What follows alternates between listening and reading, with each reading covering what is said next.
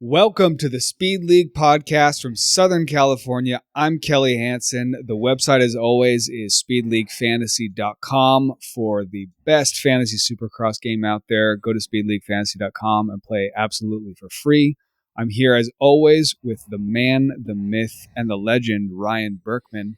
We have so many different storylines to talk about tonight. I mean, lost two of the main 450 title contenders. We want to talk about who's going to be the new, top title contenders at this point. The 250 East just started, and there's so many players and so many different things happen in that first race. But before we get to any of that, Malcolm Stewart. Applause, Malcolm. That race was like one of the most fun that I've had watching any sporting event in the past 5 years. I mean, seeing Malcolm come up on Sexton and knowing that he has the speed to get his first ever win. And he really did have the speed. I mean, all night he had the fastest lap out of anyone. And he was barreling down, chasing down Sexton. And I'm really pushing him to cause him to crash, I think. Because Sexton is, looking up at the screen and seeing, okay, I have a 3-second lead, I have a 2-second lead, I have a 1-second lead. And Malcolm pulled it off. And it was cool that his brother was able to, commentate when it was all happening to kind of hear his perspective. But it was a really magical night. Yeah, I mean, best sporting event in the last 5 years. I mean, that Super Bowl was pretty close. The Super Bowl was it was a real nail biter, that one. But no, look, it was so much fun to watch Stewart do that. And I mean, we were early in the race kind of just going, oh, wow, Stewart's looking fast. Oh, look at Stewart make a pass. And then it kind of just builds and builds. And okay, he just got Anderson. Okay, he just got Roxon. Okay, he's not going to catch Sexton. Oh, he's catching Sexton. And then, yeah, I mean, who knows if it was actually the pressure, because Sexton has been known to toss it, all on his own with no pressure from the lead. But in any case, I mean, there was definitely no one faster on the track than Malcolm Stewart. And even if Sexton hadn't gone down, it looked like he was going to get beat. For sure. And I mean, always when there's, two brothers racing, it always seems like, one brother has the edge. Obviously that's Jet over Hunter. But the gap between James Stewart's domination when he was racing and then Malcolm, I mean, that was a giant gap, and Malcolm obviously was never what his brother was. And I'm sure that that's always in the back of his mind, knowing that his brother has championships and he has never even won a race. But he came through, and to do it with his whole family watching, his big group right there in the stands could see him and witness and be there for his first ever win. It was cool that they got to share that with one another. And I mean, it's kind of the perfect, race and the perfect story. I mean, if you could just dream about winning a main event, I mean, he got a 9th place start. That's where he was when he came over the whole shot line. He passed so many people. I mean, it was a come from behind, nothing was handed to him. I mean, the only thing you could possibly say was handed to him was Sexton going down, but he was there to take it, as soon as that happened. And yeah, for it to happen in his home race too in Tampa, perfect gold medal, awesome night for Malcolm. So next race is Detroit. Do we think that he's going to, carry this momentum? Because he said in his interview, oh man, I'm hungry now that I got a taste. I'm hungry for more. I mean, do we think that he is a legitimate podium guy now that some of the top dogs are gone? I mean, as much as I hope so, looking at his season statistics, I mean, 10, 7, 9, 10, 1. So, I mean, this was his first top 5 of the year. So I want it to be. And I mean, obviously, look, we just lost 2 of the main, 2 of the guys that were going to be on the podium pretty much every single week. Eli Tomac and Jet Lawrence are gone. So that bumps him up potentially 2 spots every single race. But I mean, maybe this will be sort of that just little kick of confidence that he needed to step it up to the next level. All I can say is I want that to be true. But with that being said, I mean, let's get down to brass tacks here. I mean, if he's on your team, where do you predict him in Detroit?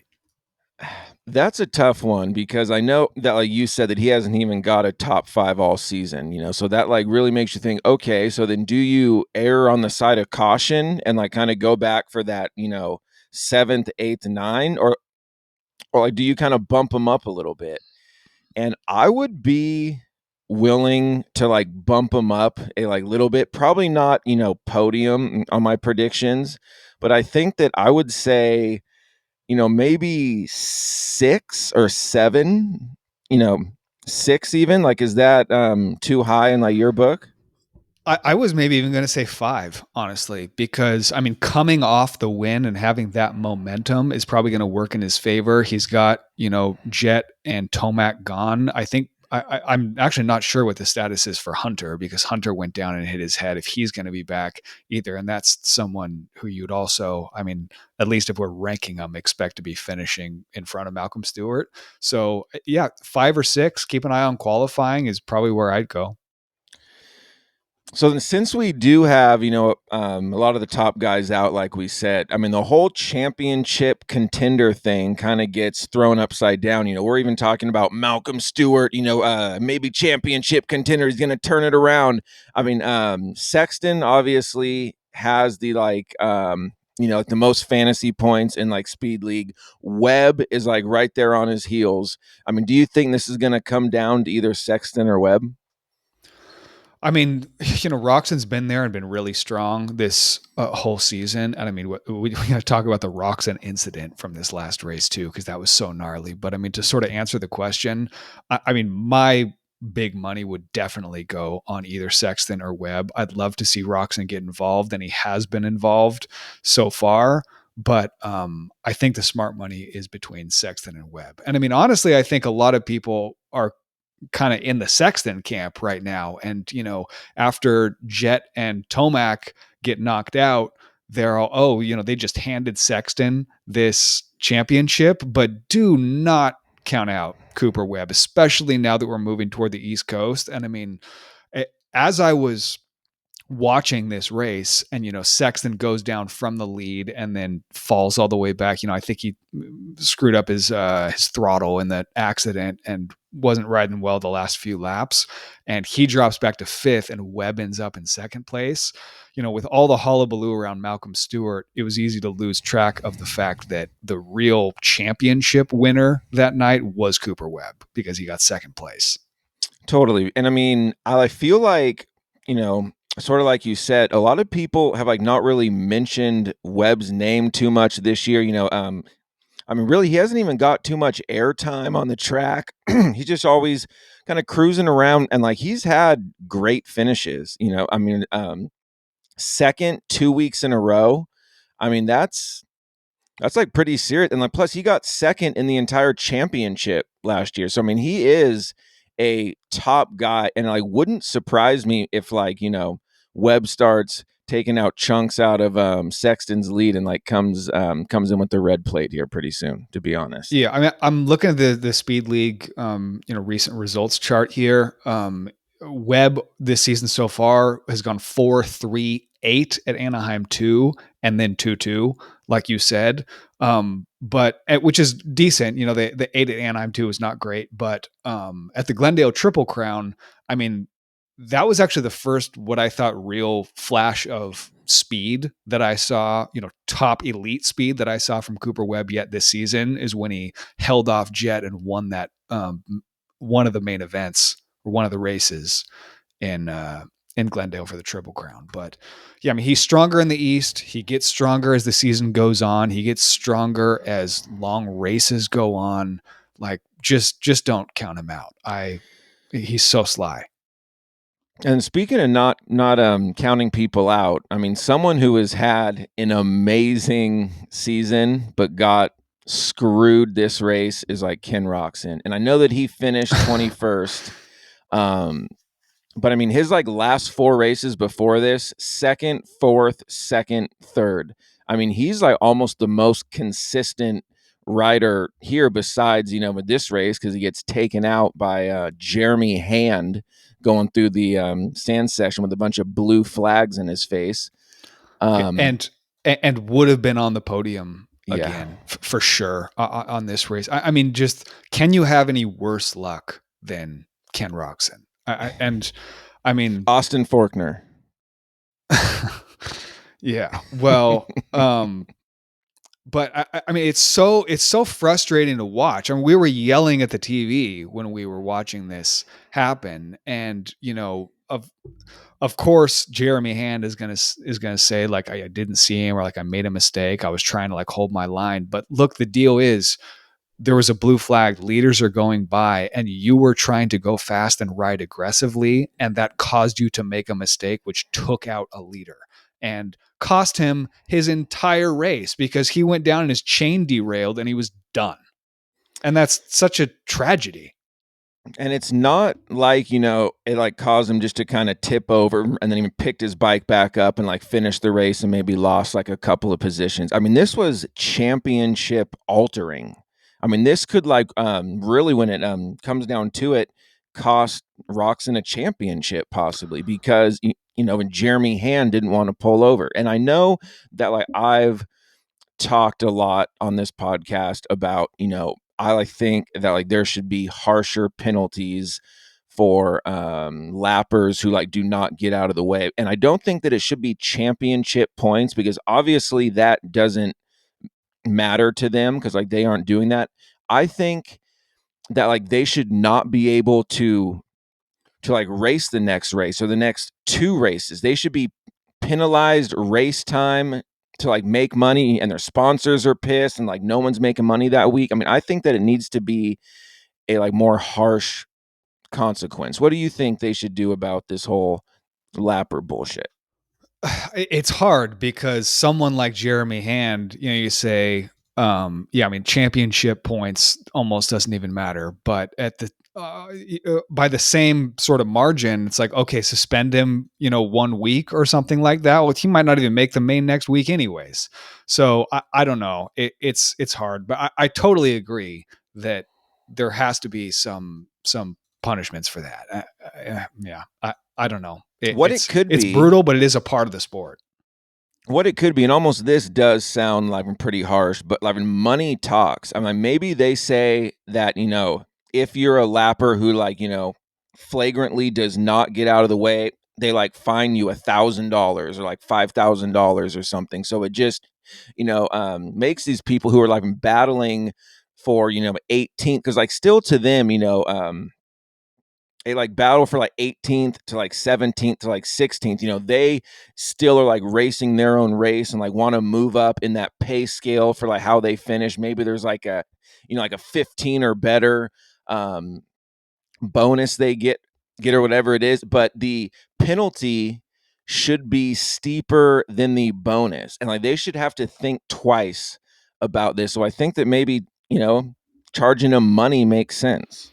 Yeah, I mean, just hold out their purse money for whatever they're going to make from the main event or something Yeah. like that. Yeah, Yeah. I honestly don't know exactly how all the finances, all that stuff work, and that would be brutal for someone who's essentially a privateer or something like that. That might be just you know taking whatever money they make to the main event to pay for gas to get the next round. But I mean, that would make them pay attention. So, yeah, whatever it is, I mean, I'm also all for some kind of penalty. And I haven't seen anything. I mean, is there any kind of penalty that's going to come through? I mean, he has to have at least gotten a real stern talking to from the AMA guys.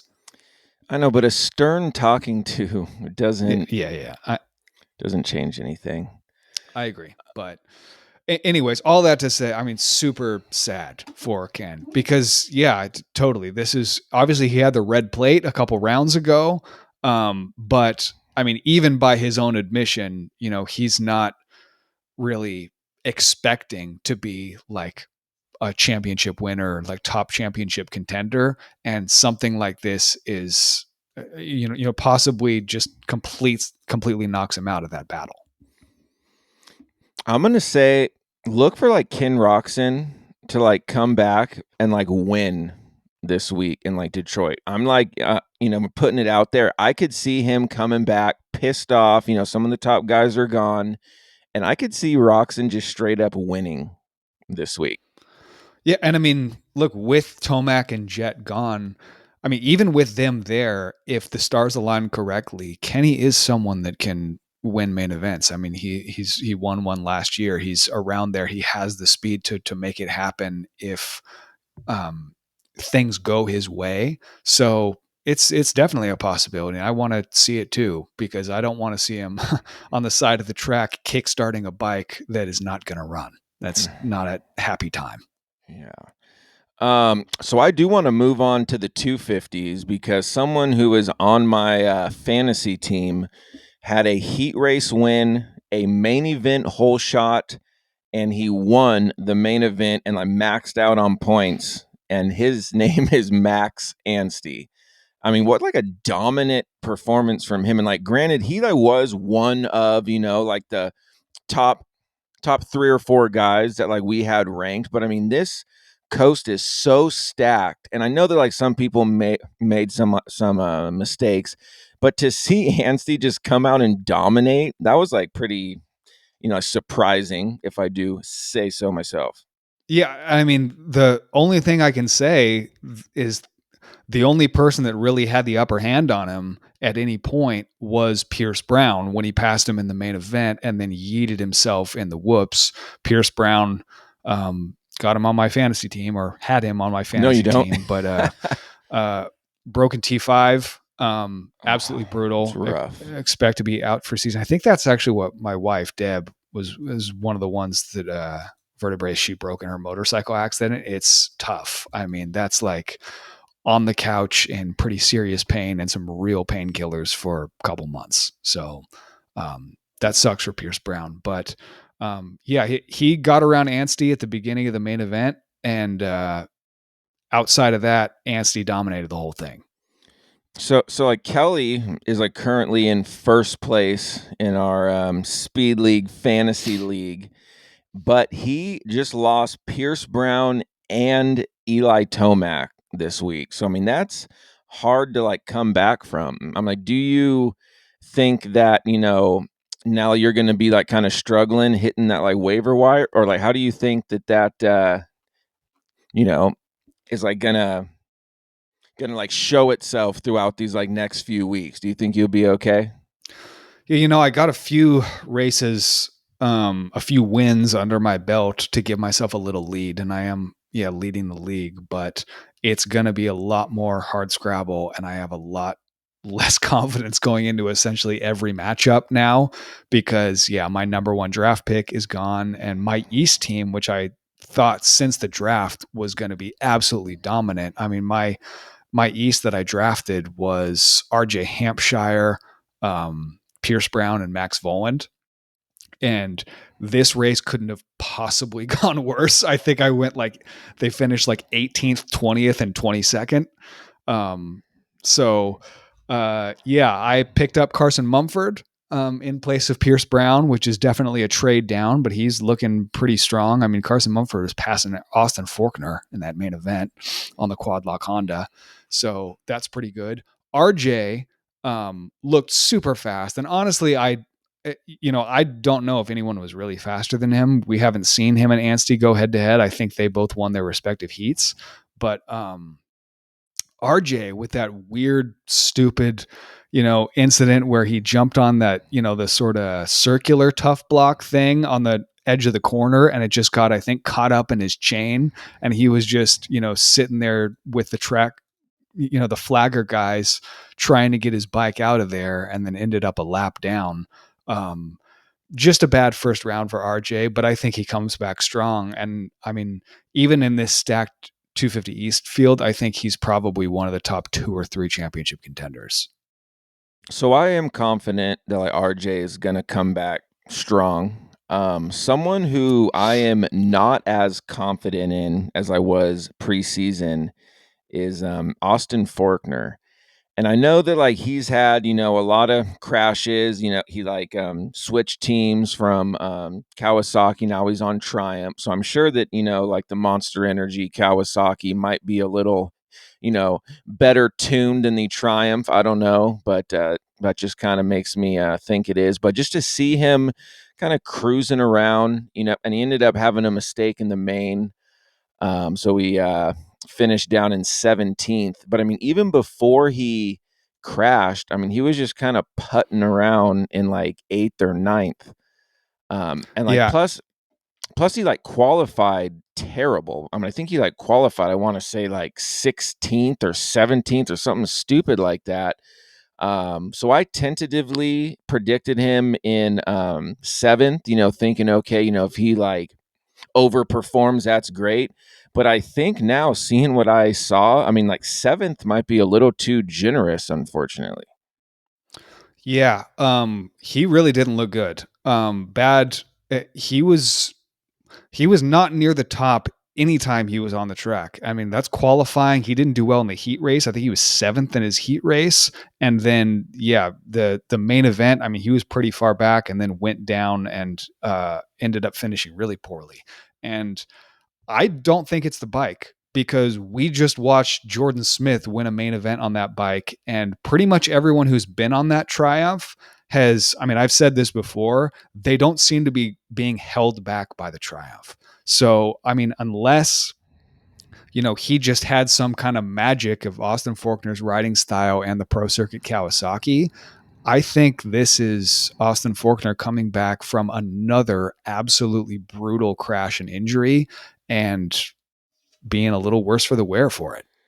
And like really, I mean, I know that I kind of talked a little shit on Triumph, but I mean, Jordan Smith seems to be doing all right on a Triumph. So I mean, obviously, it's not like some satellite privateer team, but yeah, I mean, I like want to believe that it's something to do with the bike because like someone like Faulkner, I just think is always being fast. But I mean, there's only so many injuries that like, you could sustain, you know, and you can't always just like come back 100% on your game and have that no fear mentality that you need to have to be a top Supercross guy. So I Yeah, think that yeah, yeah. And I mean, look, he's not only got, the injuries that he's dealing with, which I don't know what his actual physical, percent status is right now. I mean, he had brain surgery literally last year after that accident. Um, But on top of that, even if he is, 100% physical, where is he mentally? Because if I had that crash, I wouldn't be uh, as good mentally and as 100% mentally as I was before. I guarantee that. Like a year ago today, he was crying on the Instagram. I'm not like saying that as like a negative, but it's just the truth. He was crying, saying that like, he was never going to race again, and like God was telling him not to race again. So I mean, going from those just deep, dark moments, I mean, like that takes longer than just one calendar year to like completely pull yourself out of. Especially when it comes to racing, he might never pull himself out of that because it's always going to be in the back of his mind of like, does God want me doing this? And I, like, that's just a I, I'm, weird. I'm not 100% sure what he said in that was that God is telling him not to race. I That is what I remember. I mean, I know that it was a year ago, but okay. I am like, I'd have to go back and look. I'm not sure if that's completely right, but I mean, no, it was oh, that's right. clearly It's 100% right. but I'm always I right. mean, look, it was obviously an incredibly traumatic thing for him to go through. And I mean, look, he's got a wife and a kid on the way now. And all those things have to be weighing incredibly heavy on your mind if you're coming back to do this thing that literally almost killed you last year. So, anyways, Faulkner, just because he is Faulkner and he's been so fast for so long, I definitely expected him to be a little bit faster than he was at that race. And look, maybe he comes back at the next one picking it up again. But yeah, not a super strong showing from Faulkner for the first East race. I'd actually say the same thing about Levi Kitchen. Levi Kitchen also had, he went down in the sand in the main event, but he wasn't doing very well before that. I mean, he got a terrible start in the main, but didn't see really what I expected from Levi Kitchen. And, he's, I don't think, coming back from anything or anything like that. He's like in good shape and had an awesome Supercross season last year. And, really expected him after moving to the East from West to be one of the top guys in battling for wins. So Kitchen I actually have as my deeper pick for this week. The last race he got, let me check this. Yeah, so he got 9th place. I'm going to have him predicted 5th for the next one. We got a lot of different competitors to think about here. But I think Kitchen makes an improvement for the next race. Yeah, I mean, last year, Kitchen was like one of the top premier guys battling every week for wins. So I definitely think that he is going to do like better, and almost I wouldn't even be like surprised if he did better than 5th. I mean, he is that fast, and like he was that fast last year. We're like, dude, oh my god, Kitchen's the man. So I mean, I would probably say 5th just to play it safe, just because he like did get 9th. But I mean, he is a like, on like paper, like the 3rd fastest guy. If I just had to, look down the list.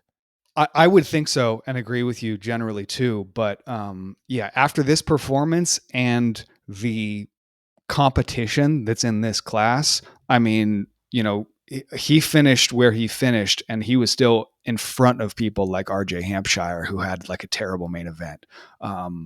We've also got the likes of Tom Vial, who had kind of an average day and like got 5th, but last year's champion in this class. Seth Hamaker beat him. Cameron McAdoo, dude, with a torn ACL like a week ago, finishes on the podium, which is another just legendary Cameron McAdoo tough, race. Dude. That guy's tough. And Max Anstey, who is on the Star Racing Yamaha and is showing what that bike is capable of. I mean, just seems like a perfect fit. Like, this is a hyper competitive class. So, I mean, someone that like we're like naming all these fast guys around, but we've like failed to mention Daxton Bennick. I mean, like, is he the like new Julian Beaumer? I mean, it's like no one really thought that Juju was going to come out and like do what he's doing. I mean, Daxton to get second, and like granted, yes, people crashed, but I mean, to get second in a like professional Supercross race in your sophomore year, I mean, he was hauling ass. And I mean, if like some of those guys stayed up, I would be like curious to see, like I said, if he like could be the next Julian Beaumer. Okay, the only thing I want to say though is that Julian Beaumer last year had a lot of really strong finishes. Last year, Daxton Bennick in his first Supercross race, which if you remember that first, I think East race was the one where everybody crashed at the first corner, and then he ended up on the podium and 3rd, and then the whole rest of the season didn't really show much brilliance. So this one seems stronger. I mean, it's his 2nd year. Like, maybe he's improved. I hope he has improved, but I'm not ready to write that check yet for Daxton Bennick. So then where do you predict Daxton Bennick? I mean, like coming off of a 2nd, I mean, obviously there's a lot of guys that seem faster. I mean, I would probably go, I mean, I'm looking at some of the names way down here. I mean, what, 7th? Yeah. I mean, unless I saw him pull off a crazy good qualifying, I wouldn't go better than 7th. And, I absolutely could be wrong and Daxton might come out flying, but I mean, just based on past performance, I don't want to get too optimistic on Daxton Bennick. I'm going 7-8. Seems like where he should be, but we will see. We will see. Max Voland was another guy on my team that had like a really, really bad knife finishing 21st. What I actually found out was he had an issue with he has a special rig on his handlebars to have he has 2 levers for his left hand. He has his clutch, and then he has a rear brake lever for his left hand, because I guess after his injury last year, he has no feeling in his right foot. So he can't use the rear brake with his right foot and has to have it on his left hand, which is actually kind of reminiscent of like MotoGP. A lot of the MotoGP guys are using, I I think they'll, instead of having another lever, they'll have like a thumb brake for the rear brake, but that's for the purpose of like when they're leaned way over in the corner and they can't really, move, they're dragging their knee on the ground and they can't move their foot in that position. They can operate it with their hand. But yeah, Max Volan's got some weird rig that he uses with his left hand because he can't feel with his right foot. And I guess he had some issues with that in the main event. But Voland, I mean, had a really, really strong Supercross career going before his bad injury last year. And I'm hoping he can get back to top tens. Yeah, I mean, MotoGP is one thing to have that, but I feel like Supercross is a little more, like demanding and a lot more, whoops and like kind of coming out of the turns and going in. You would obviously, ideally, want a foot brake, but we'll see how that goes for him. I mean, it seems like I don't know. I mean, I really like. I mean, is that the only option? I mean, I like guess it is. I was like trying to think of other options into having. I mean, what other limb can you use? I mean, your right hand's already doing front brake and throttle. Your left foot's shifting gears. You want a tongue brake? I mean, yeah. I mean, my like first thought was, to have like dual foot levers, but I guess that would just, I mean, not be ideal. Right. So yeah, you're like, definitely not. Because I mean, you're probably going to need to be using that rear brake and shifting down coming into corners at the same time. Yeah. So, yeah, this is, I think, the only way you could really do it. But no, I mean, I imagine you have some interference with like the clutch and stuff too. But he's doing what you got to do. He wants to keep racing, and can't feel anything in his right foot. So, all the power to him. Okay, so going to Detroit next week. I already gave my deep pick, which is Kitchen coming up with a fifth. What's your predictions for a podium and deep pick for next week? So this might sound like a little crazy, but like with there being so many injuries, I mean, someone who's like been like kind of teetering on like top tens is like Justin Hill, and like he's like 11th in like points right now. And like I actually kind of like him as like a deeper pick to like go into that like top 10 area even more. I mean, he's got 1/8, 1/7, and a 10th last week. So I kind of like Justin Hill, and like he is on my team, so I've been kind of keeping an eye on him. And I think that if you like predict him 9th, I mean, that's not the like craziest thing in the world. Yeah, Justin Hill's ripping. He started off so hot this season, and yeah, he's got 3 top 10s out of 5 races so far, and with losing 2 of the top guys, I like that. That's a good pick. I think you swooped him up. He was available after Anaheim won, which is a totally good pickup. Okay, so that's deep pick. And my podium lock. I like love kind of betting on guys that like had a like not so good week the like week before, like a fast guy that like made a mistake. I think RJ Hampshire is like going to come out with a fire lit under his ass and like, win or get second. I mean, it's not like a crazy thing to like say that he's like a podium lock, but I mean, I just think that he's going to be riding with a vengeance, trying to make up as many points as he can from here forward.